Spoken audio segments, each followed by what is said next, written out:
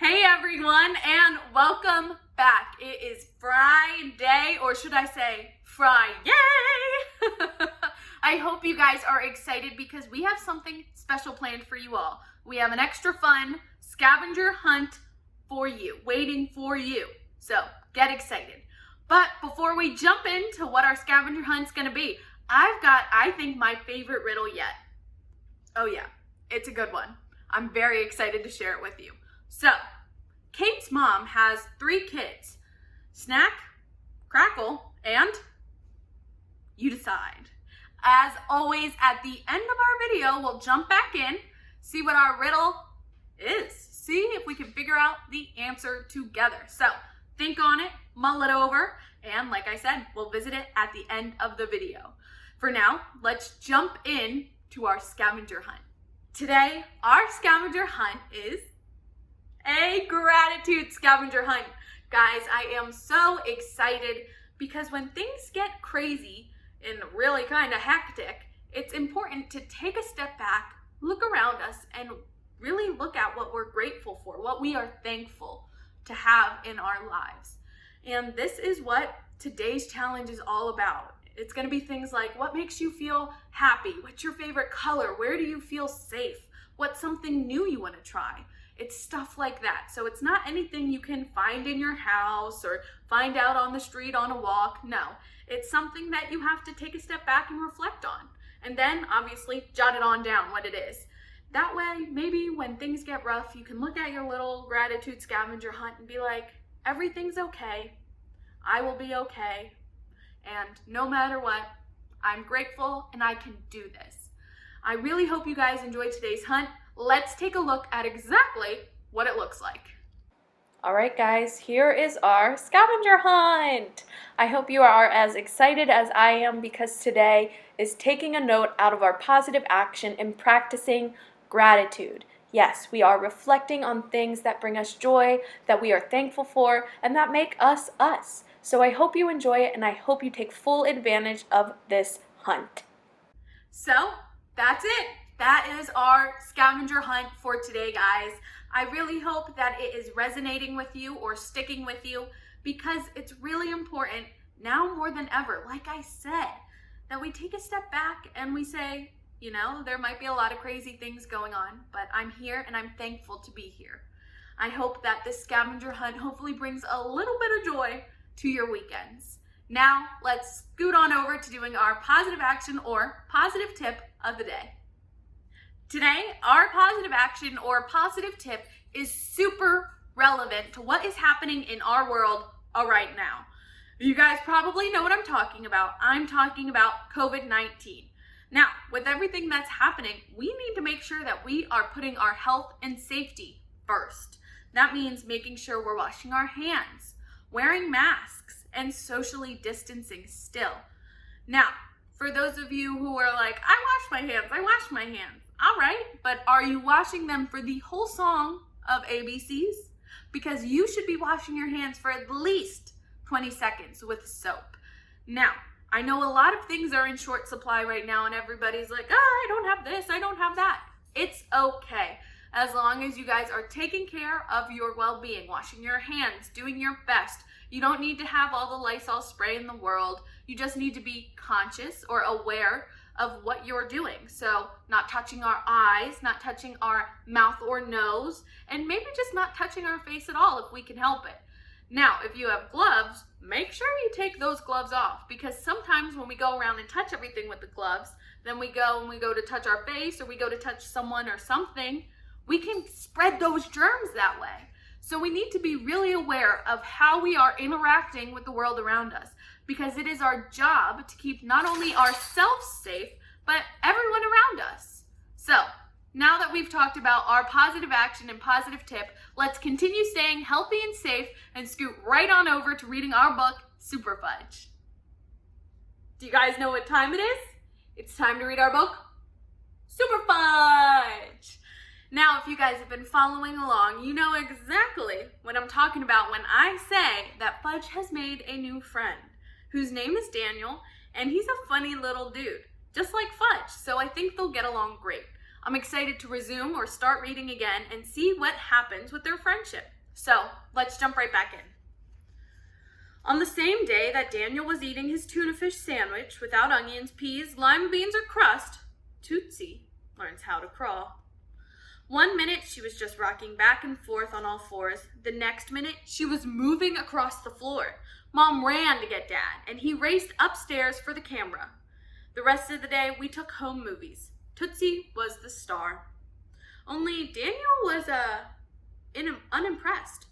All babies crawl, he said. After a week of crawling, Tootsie became an expert. She could move so fast, it was hard to keep up with her. Not only that, but she learned how to pull herself up into a standing position. You couldn't leave anything around anymore. Whatever she found went straight into her mouth. And she found everything, from crayons to spools of thread, from Lego toys to Dad's notebook. She chewed up 3 pages of his notes one afternoon, and it took Dad all night to try and glue them back together. I think that's funny. Instead of, my dog ate my homework. My baby sister ate my homework. Mom and Dad decided to baby-proof the house. They removed everything that Tootsie could probably reach. Tootsie was very pleased with herself. She said, "Ooga bafafoom." Turtle learned how to crawl too. He'd move across the floor flat on his belly, and Tootsie would chase him, laughing. Turtle and Tootsie were friends. I kept the door to my room closed at all times. I wasn't taking any chances. Dad put up a gate at the top of the stairs and another at the bottom. You had to be careful not to step on Tootsie, though. She was almost always underfoot. "Put her in her playpen," Fudge wailed one day, after she'd gotten into his Legos and scattered them. "She needs the freedom to explore," Dad explained. "Well, too bad if she gets in my way," Fudge said. "She'll just have to learn that I'm her big brother."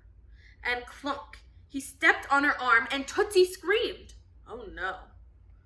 On the following Saturday, Jimmy Fargo came to visit.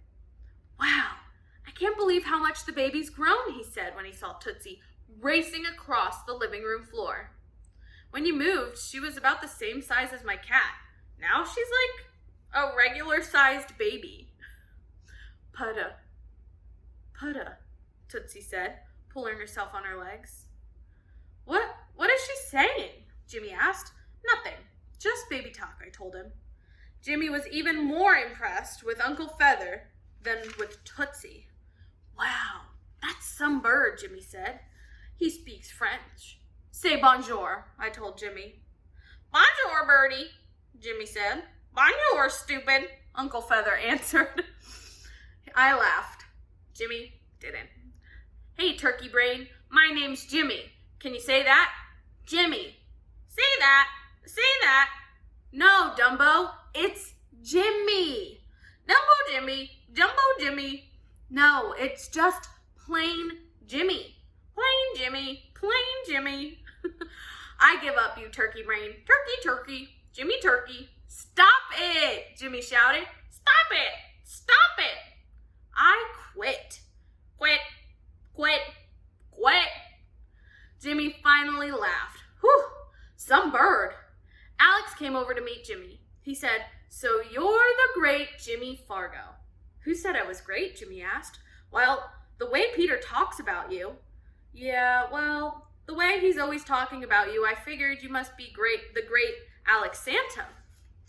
"I am," Alex said. "Well, then I'm the great Jimmy Fargo." After that, it was downhill all the way. It's hard to be caught in the middle between your 2 best friends. I think Mom knew I was having a hard time because she said, "How would you boys like to go to the movies this afternoon?" "What's playing?" Jimmy asked. "Superman," Mom said. "I already saw it," Jimmy said. "So did I said. "But I wouldn't mind seeing it again." "I saw it twice," Jimmy said. "I never saw it, not even once," Alex said. "It was better the second time," Jimmy said. "And I'll bet it will still be even better the 3rd time," Mom said.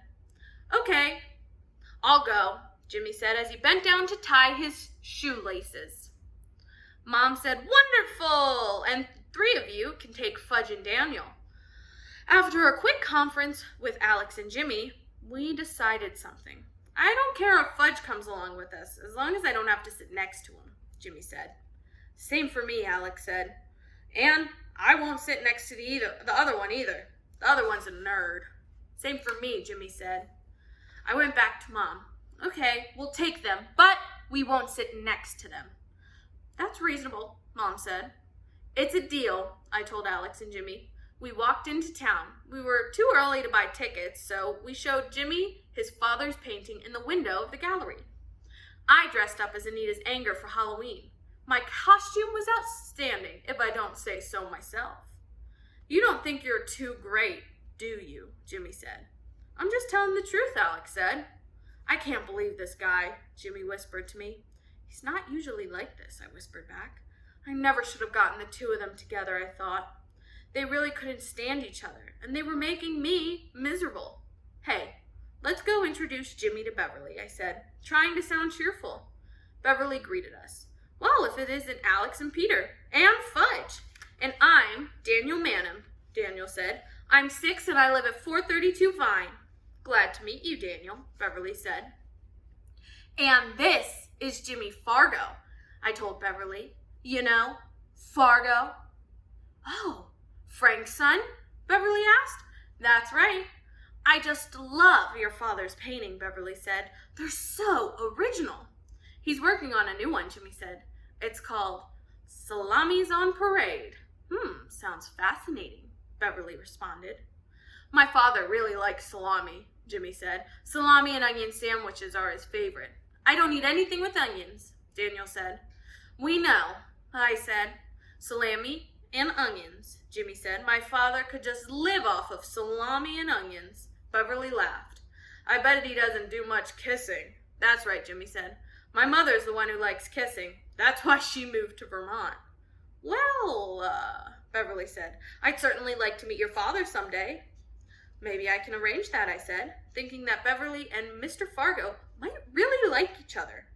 And Jimmy must have been thinking the same thing, because he said he doesn't eat salami and onions every day. On Sundays, he likes lox and eggs. I don't eat anything with onions or lima beans or peas, Daniel said. I hate the crust on my bread, and I only drink chocolate milk. You're a fussy eater, Beverly said. That's right, Daniel said. You want to make something of it? No, Beverly said, laughing. I certainly don't. We have to go now, I said. We're going to see Superman. Have a good time, Beverly called. I wondered if anybody ever went into the gallery besides us. I've never seen another customer in there. All right, guys. That is where we are going to stop, and we will pick up where we left off tomorrow. So make sure you tune in.